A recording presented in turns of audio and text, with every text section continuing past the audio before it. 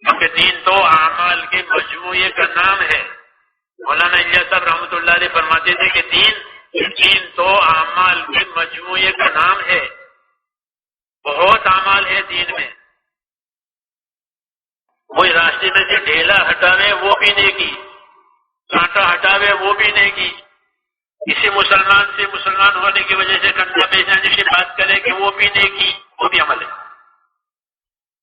دین تو اعمال کے مجموعے کا نام ہے۔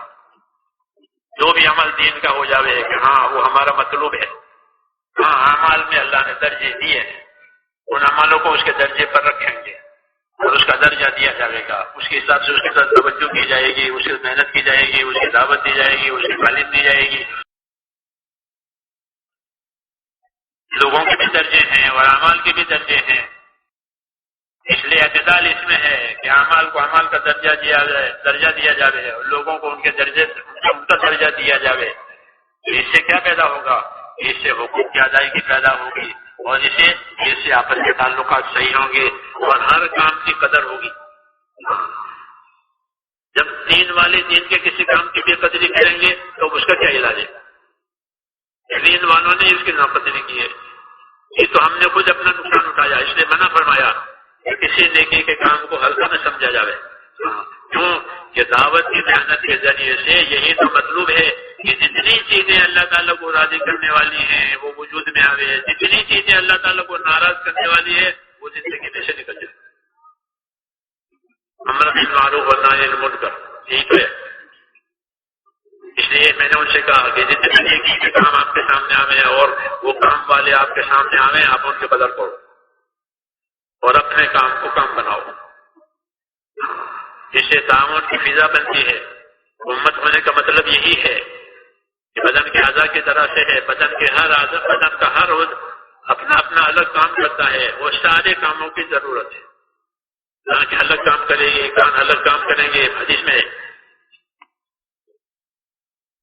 ہم کہتے ہیں کہ بدن کے اعضاء کی طرح سے ہے، ہر ایک کی ضرورت ہے، آنکھوں کی ضرورت، کانوں کی ضرورت، زبان کی ضرورت، ہاتھ پاؤں کی ضرورت، ایک چیز ضرورت ہے۔ جو چیز کم ہو جائے گی وہ نقصان ظاہر کرے گی اور اس کے نقصان کی وجہ سے دوسروں پر اس کے نقصان کا اثر پڑے گا۔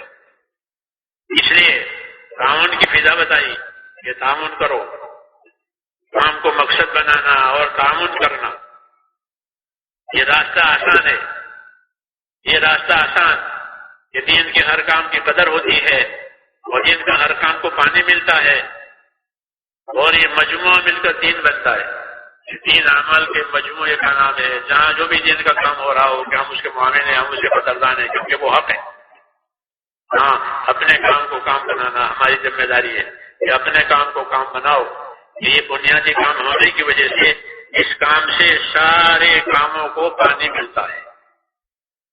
کار نبوت جو ہے وہ تمام کاموں کو، خیر کے کاموں کو پانی دیتا ہے۔ ایمان بھی وجود میں آتا ہے، اعمال بھی وجود میں آتے ہیں، اخلاق بھی وجود میں آتے ہیں، حقوق کی ادائیگی ہوتی ہے، انصاف بھی وجود میں آتا ہے۔ یہ بنیادیں ہیں، انصاف بھی وجود میں آئے گا۔ کار نبوت سے حضور صلی اللہ علیہ وسلم کو انصاف کا پابند کیا گیا ہے۔ وَأُمِرْتُ لِأَعْدِلَ بَيْنَكُمْ، مجھے تمہارے درمیان انصاف قائم کرنے کا حکم دیا گیا ہے۔ انصاف کے بغیر حقوق ادا نہیں ہوتے، انصاف سے حقوق ادا ہوتے ہیں، انصاف سے تعلقات صحیح ہوتے ہیں، ہر چیز کو جگہ ملتی ہے۔ انصاف کا حکم دیا گیا، انصاف قائم کرو۔ اعدلوا هو اقرب للتقوى، دل میں تقویٰ خوف آئے گا تو آدمی انصاف کرے گا۔ جو اپنے لیے پسند کرے گا وہ دوسرے کے لیے پسند کرے گا، جو اپنے لیے پسند نہیں کرے گا وہ دوسرے کے لیے پسند نہیں کرے گا۔ اس کے تقوی کا یہ اثر ہے، اس لیے کا انصاف کرو، اس تقوی کا اثر ہے۔ یہ تقویٰ انصاف پر لاتا ہے، تقویٰ احسان پر لاتا ہے اور یہی دلوں کو جوڑنے کا ذریعہ بنتا ہے۔ اور جب دل جڑ گئے تو ذمہ داریاں پوری ہونے میں سب سے بڑی طاقت ملتی ہے، سب سے بڑی طاقت، سب سے بڑی طاقت۔ رسول صلی اللہ علیہ وسلم ہدایت دیتے تھے، کونوا عباد اللہ اخوانا، اللہ کے بندے رہو، آپس کے بھائی رہو، اللہ کے بندے رہو، آپس کے بھائی رہو۔ کونوا عباد اللہ اخوانا، اللہ کے جو بندے ہو جاؤ اور آپس کے بھائی بن جاؤ۔ جب اللہ کے بندے ہونے کی بات آئے گی تو بھائی چارہ بھی قائم ہو جائے گا. مولانا الیاس صاحب رحمۃ اللہ علیہ فرماتے تھے لوگ پہلے اللہ کو جوڑیں گے تو آپس میں جڑیں گے, پھر اغراض ختم ہو جائے گی. کیوں کہ اللہ تعالیٰ کو اغراض پسند نہیں ہے. اللہ کو اغراض پسند نہیں ہے. اغراض فتنوں کے ماں باپ, جتنے غرضے ہیں وہ فتنوں کے ماں باپ, اللہ کی دوری کا ذریعہ ہے. اس لیے اللہ کے حکموں کا پورا ہو جانا اللہ کے لیے یہ اللہ کا بندہ بننے کی بات ہے. جب لوگ اللہ کے بندہ, جب اس یہ بات ہوگی تو بندے بن جائیں گے. جب بندے بن جائیں گے تو بھائی بھی ہو جائیں گے کہ اللہ تعالیٰ نے ہمیں یہی حکم دیا ہے کہ بھائی بن جاؤ. رسول صلی اللہ علیہ وسلم نے بھائی بنا کر اپنا کام شروع کیا تھا. ایسے بھائی بنایا لوگوں کو کہ تم دو بھائی, تم دو بھائی, تم دو بھائی, یہ بھائی بنا, جس کی بنیاد ہے کہ بھائی بن کے کام کرنا. تقابل تنازع اس میں نہیں ہے. بھائی بنو, ہاں, پھر خیر کے کاموں میں آگے بڑھو.